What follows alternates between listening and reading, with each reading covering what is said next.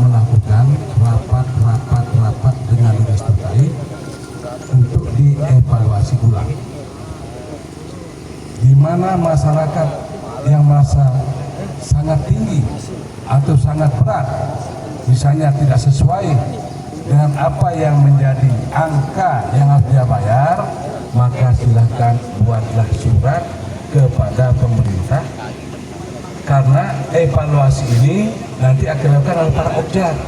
Mungkin yang bersangkutan tidak terdetek di situ, maka kepada masyarakat silahkan membuat tuntutannya, permohonannya kepada Bupati untuk kita evaluasi lokasi NJOP tersebut.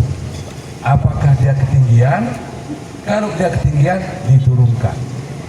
Dan untuk adik maklum bahwa angka yang sekarang ini itu sudah ada sejak tahun 2023. Ya, jadi ini sehingga saya sekarang di tahun 2025 ini melakukan evaluasi supaya terdapat keserasian angka yang kira-kira oleh masyarakat kita mampu untuk mereka melakukan pembayaran dan dia tidak merasa berat dan paham tentang lokasi tempat dia tinggal, bahwa lokasi tersebut adalah pinggir jalan, harga mahal, tanah dan sebagainya. Nanti akan ada uraian di situ. Kemudian masalah lingkungan, insya Allah ya, itulah yang kami gaungkan terus sekarang dari awal. Harus pasti, Pak. Kan tidak boleh kita terlalu, ini kita hidup ya. Nah, jadi yang jelas programnya sudah ada. Kami tambahkan kendaraan untuk DHK mengangkut sampah kita di kota.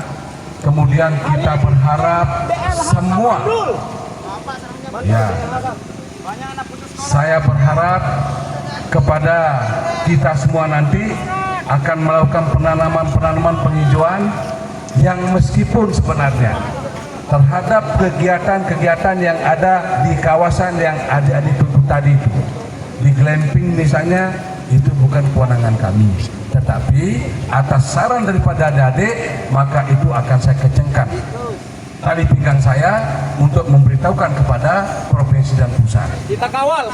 Dan terus terang adik-adik sekalian, apa yang terjadi di trekking Gunung Rinjani, saya ngomong kepada Pak Menteri bahwa Kementerian Kehutanan tidak adil kepada Kabupaten Lombok Timur.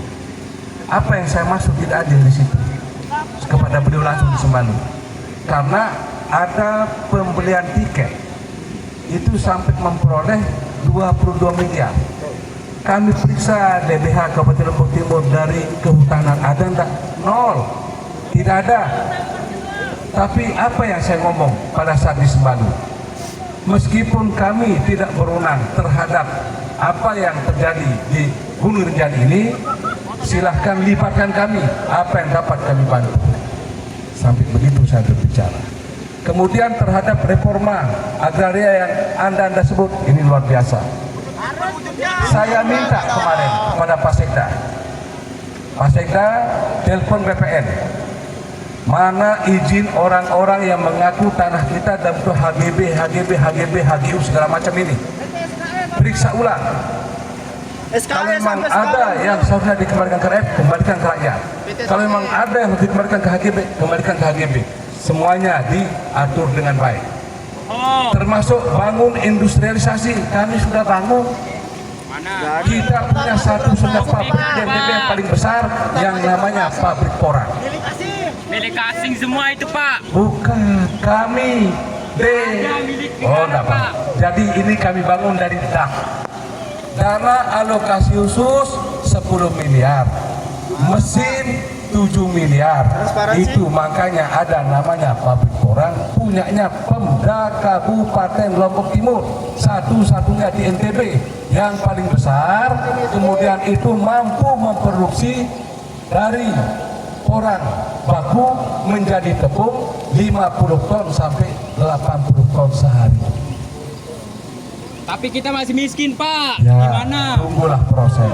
Ya, tunggu proses adik-adik sekalian. SKS sampai sekarang belum jelas. Ya, jadi ini adik sekalian, apa yang menjadi tuntutan adik-adik, kita akan selaraskan, kita akan sesuaikan, kita akan lakukan apa yang menjadi kewajiban kami, termasuk galian C dan sebagainya. Kan sudah ada di situ, dan saya yakin itu kami dipersiapkan untuk kami tanda tangani. Nah, sehingga tidak perlu kami kupas terlalu banyak karena sudah ada poin-poin di situ. Demikian adik sekalian, saya sangat menghargai, menghormati, dan sangat apresiasi terhadap apa yang adik dilakukan hari ini, karena ini adalah salah satu bentuk untuk mengingatkan pemerintah atas segala kekurangannya. Dan tadi malam saya sudah pidato di Selaparan TV, ingat seluruh ASN, jangan pernah menyinggung perasaan masyarakat, jangan pernah menyinggung perasaan siapapun, harus punya sikap baik, berkata baik.